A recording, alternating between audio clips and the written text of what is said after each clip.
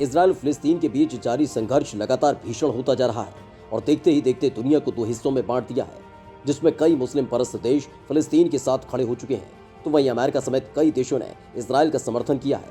वहीं कई देशों की तरफ से संघर्ष को रोकने की अपील की गई, लेकिन इजराइल और हमास की तरफ से संघर्ष को जारी रखने का ऐलान किया गया और संघर्ष रोकने की सारी कोशिशें फेल होती नजर आ रही हैं और दिन ब दिन ये और भी भीषण होता जा रहा है, जिसको लेकर संयुक्त राष्ट्र ने भी दोनों देशों के साथ बैठक की और संघर्ष रोकने की अपील की है। संयुक्त राष्ट्र में आमने सामने आए इजराइल और फिलिस्तीन।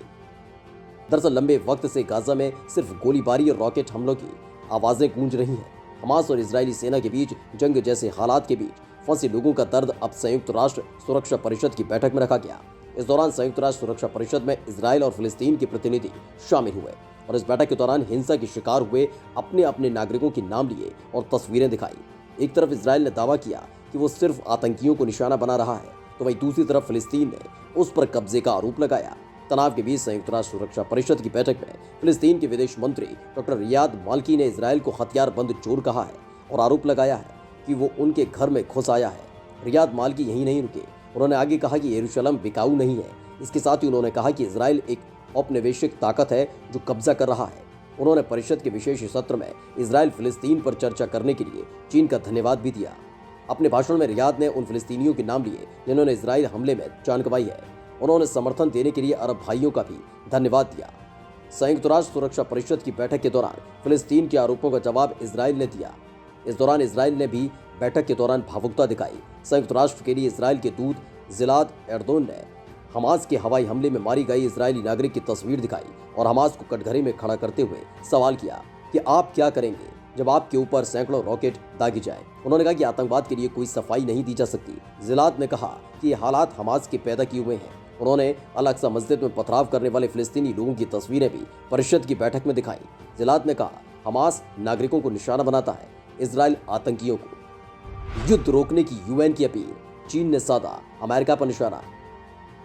दरअसल इजराइल और फिलिस्तीन के बीच संयुक्त राष्ट्र सुरक्षा परिषद में जो बैठक हो रही है उसकी अध्यक्षता इस महीने चीन कर रहा है और इस अधिकार से उसने एजेंडा तय किया है। बैठक की अध्यक्षता चीन के विदेश मंत्री वांग यी ने की।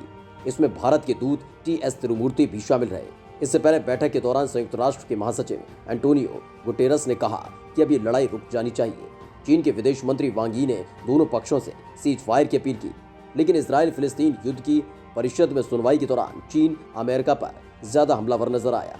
दरअसल इस मुद्दे को लेकर संयुक्त राष्ट्र सुरक्षा परिषद की बैठक 14 मई को होनी थी, लेकिन अमेरिका के हस्तक्षेप के बाद इसे टाल दिया गया था, जिसको लेकर चीन ने पहले ही अमेरिका को निशाने पर लिया था और चीन ने आरोप लगाया था कि युद्ध में झुलस रहे दोनों देशों के हालातों की अमेरिका उपेक्षा कर रहा है।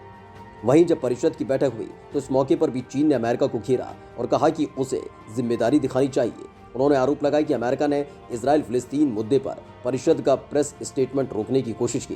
उन्होंने कहा कि अमेरिका ऐसा देश है जो परिषद को एक आवाज में बोलने से रोक रहा है। इजराइल फिलिस्तीन संघर्ष को लेकर इस्लामी सहयोग संगठन ने की बैठक। कई दिनों से गाजा में बने हिंसक और तनावपूर्ण हालात पर 57 सदस्यीय इस्लामी सहयोग संगठन यानी OIC ने रविवार को आपातकालीन बैठक की, जिसमें सभी 57 देशों ने वर्चुअली शिरकत की। इस दौरान गाजा पट्टी पर इजराइल की सेना के हमले को रोकने पर चर्चा हुई। इस बैठक के दौरान सऊदी अरब के विदेश मंत्री शहजादा फैसल बिन फरहान ने अंतर्राष्ट्रीय समुदाय से अपील की कि गाजा के खिलाफ इजराइल के सैन्य अभियान को खत्म करने की दिशा में काम किया जाए और तटीय क्षेत्र में सहायता पहुंचाने दी जाए।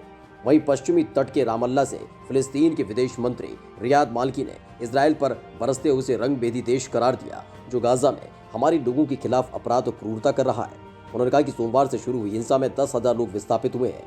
माल्की ने कहा कि फिलिस्तीनी लोगों के विरोध ने स्पष्ट कर दिया है कि यरूशलेम ही लक्ष्मण रेखा है। इजराइल की हत्या मशीन से हमारे लोग नहीं थकेंगे। एक तरफ बैठकों का दौर जारी है तो वहीं इजराइल के लड़ाकू विमान मिसाइल हमले करके तबाही मचा रहे हैं। वहीं हमास भी लगातार रॉकेट की बारिश कर रहा है। इजरायली सेना की माने तो सोमवार से लेकर अब तक हमास की ओर से 2300 रॉकेट दागे गए हैं। खबरों के मुताबिक इजराइल ने हमास के खिलाफ अपना अब तक का सबसे भीषण हमला शुरू कर दिया है। इसमें गाजा में हमास के मुखिया याह्या अल सिनवार के घर को भी इजरायली मिसाइलों ने मिट्टी के ढेर में तब्दील कर दिया।